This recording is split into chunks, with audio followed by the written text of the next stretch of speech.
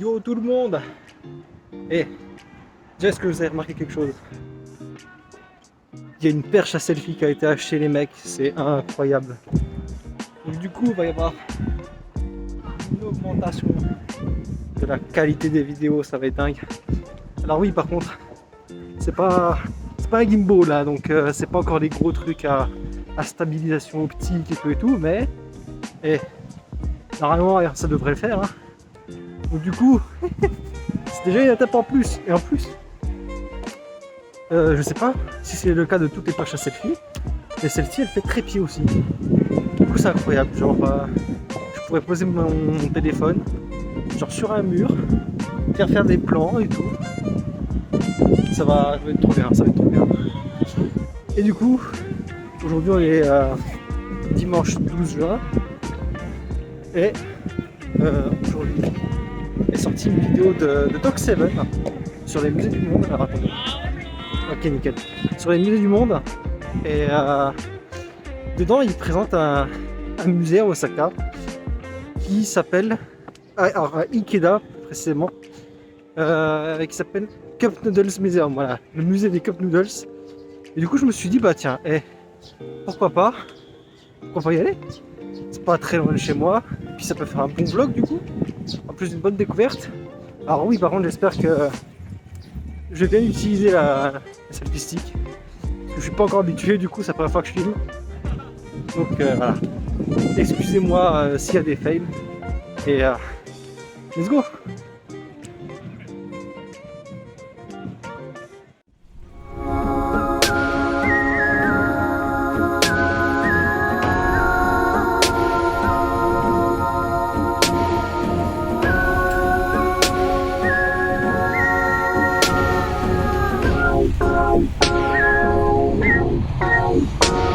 Interdit comme le michon fleuri, on a mes actes, ma vie en sursis. Attrapé par la mélancolie du pays, fantaisie comme les rues New Delhi. Survole comme il faut, comme oiseau, j'espère qu'on s'abonne par du gâteau. Ouais, c'est sur le chemin là les gars. Je pense que j'ai bien fait une moitié. Bon j'y vais à pied, c'est à 3 km, ça va. Ouais du coup, moi en termes de temporalité, ça c'est un vlog. Du coup après vous aurez la fontaine de Minot, qui était encore pendant un Golden Week. On ne fera pas être choqué s'il y a une différence de pilosité. Et oui par contre, pour le masque, en fait ça dépend, mais à Osaka maintenant c'est vraiment, je pense 80, peut-être un peu moins des gens. Ouais désolé, du coup il y a beaucoup de voitures et trop de bruit des fois que je traverse le passage piéton. Bref, je disais, en vrai, de 80, je dirais 70% des gens commencent à tranquillement l'enlever. Alors, il n'y a pas beaucoup de gens qui l'enlèvent réellement, mais beaucoup qui font comme moi, qui le mettent sous le menton, et dès qu'on arrive dans des endroits où il y a du monde, on le remet. Parce que officiellement, maintenant, c'est ce que l'État recommande avec les chaleurs qui arrivent. C'est voilà, à minima de mettre le masque sous le menton, de l'enlever si vraiment il n'y a pas beaucoup de gens autour. Donc voilà, ça dépend de temps en temps vous me verrez sûrement avec le masque, sûrement pas, mais en tout cas très joli coin. Je vais essayer de faire plus de toute façon cette vidéo je pense pas qu'elle durera longtemps là. Mon but c'est juste d'aller tranquillement aller vers ce musée, voir si peut-être qu'il est ouvert. Il me semble que j'avais vu qu'il pouvait être ouvert, donc de voir si on peut y aller, et faisons de se faire une bonne balade comme ça. Let's go.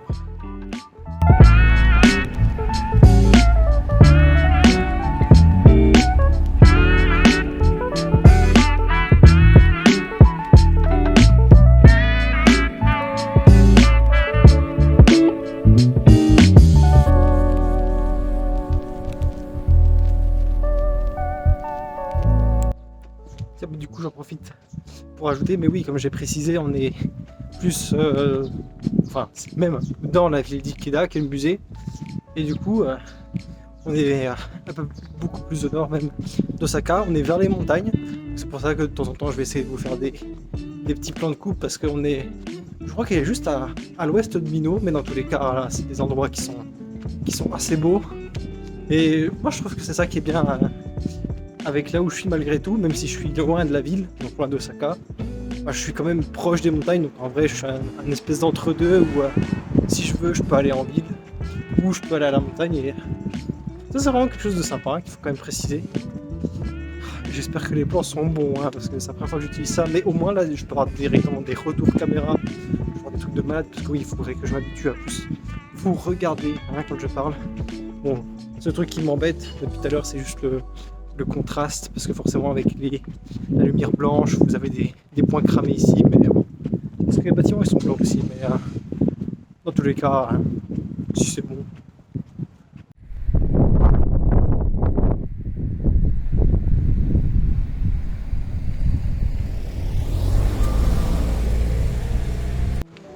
Petit point de cheaté que je viens de me rendre compte là, avec le plan que vous avez sûrement vu à l'instant, parce que forcément, comme je peux orienter la caméra et que j'ai 80 cm d'allonge de perche à selfie, en plus du fait que je fasse 1m85 et que je peux lever les bras, je peux vous faire des plans à 3 mètres de haut.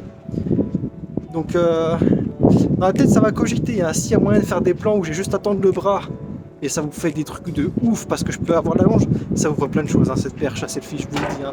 En plus de la fonction trépied.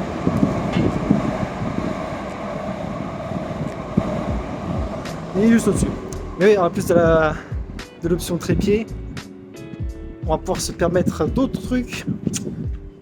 Ça va cogiter là-dedans, ça va cogiter.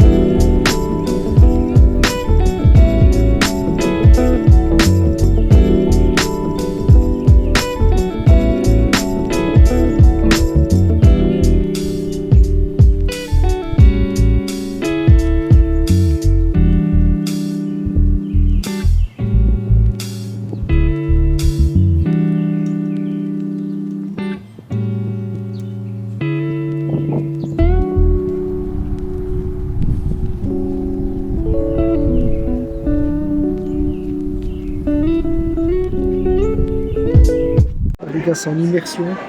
Je suis rentré dans le musée, j'ai payé 400 yens et je vais faire ma propre cup noodle parce qu'en gros c'est ce qu'ils demandent comme juste une petite contribution pour faire ton propre truc, ça a l'air d'être l'activité locale. Heureusement ils ont des pancartes traduites pour tout indiquer, donc ça c'est le point positif. Par contre dans le musée j'ai pris une photo je crois, et ce qui est dommage c'est que du coup toute l'histoire des cup noodles elle n'est pas traduite parce que vous savez comme en France c'est sur les murs que c'est écrit. Et là bon malheureusement c'est pas traduit, mais il y a des petites vidéos où tu comprends pourquoi c'est devenu important, comment ils les font, etc.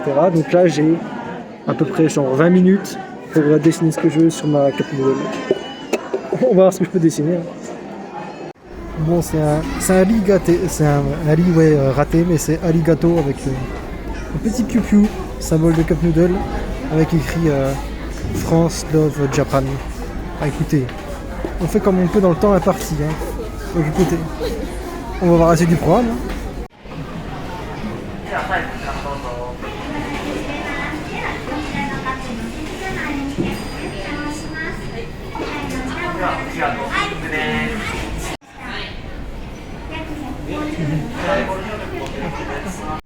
Bon voilà, c'est là, le musée de la cup noodle.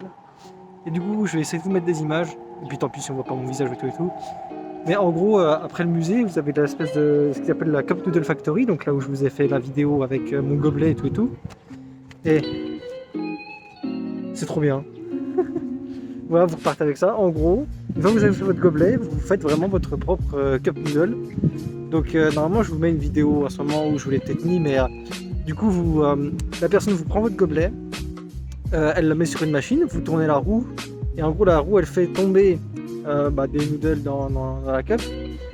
Ensuite, on vous demande ce que vous voulez entre des vrais cup noodles, Qu'est-ce qu'il y a d'autre? En gros, vous pouvez choisir 4 types d'épices en gros sur vos cup noodles, ou du curry, des trucs épicés ou quoi. Et après, vous mettez 4 ingrédients dessus, parmi 8. Donc vous avez des petits bouts de viande, des morceaux de crevettes, des légumes et tout. Et ils vous le ferment et on vous donne un sac et c'est à vous après juste gonfler le sac avec une pompe. Et voilà, vous repartez tranquillement avec votre cup noodle et tout. Donc vraiment bonne expérience. Alors j'avais peur, mais en fait tout comme l'entrée, toutes les instructions elles sont traduites. Donc en fait la seule chose que je pourrais entre guillemets être déçu ou déplorer, c'est le fait que le musée en lui-même n'est pas traduit, mais par contre quand vous arrivez au Cup Noodle Factory ou même à l'entrée et tout, voilà, vous avez des traductions en anglais par contre, c'est important de le préciser, hein. Voilà, ceux qui ne seraient pas amis avec l'anglais, malheureusement si vous venez au Japon sans parler japonais, c'est l'anglais obligatoire. Mais voilà, très très bonne expérience, franchement, rien à redire. Moi en plus c'est tout près de chez moi donc j'étais content. Et là bah écoutez, moi je vais juste rentrer tranquillement à mon logement et puis on mettra fin à ce petit vlog. En attendant, je vais là plutôt que de rentrer à pied, je vais passer par la gare et du coup je vais découvrir cette petite ville d'Ikeda qui a l'air d'être vraiment charmante, hein. À tout de suite.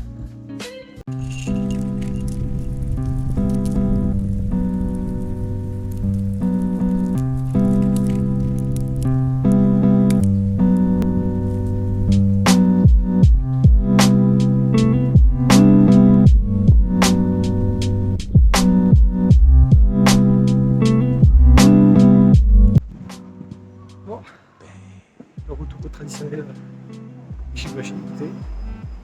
Attendez.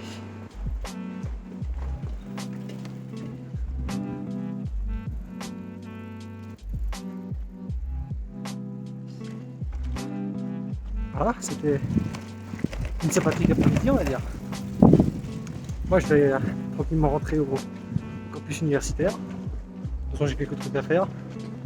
Mais je vous remercie d'avoir suivi ce petit vlog. Merci du coup aussi indirectement à Doc7 qui m'a fait découvrir qu'à 3 km de chez moi il y avait un lieu sympa comme ça. Je vous retrouve pour la prochaine vidéo qui devrait être sur Mino, qui a été fait durant la Golden Week. Et du coup je vous dis à la prochaine, n'oubliez pas tous les réseaux, Insta, je poste beaucoup sur Insta, Twitter si vous êtes plus sur la partie scientifique de ce que je fais ici, YouTube, abonnez-vous, commentaires, si vous avez des choses à dire, même pas envoyer juste si ça vous fait plaisir. À la prochaine tout le monde. この世界で生き延びるためにはそうするしかないんだ。ご両親を助けるためにも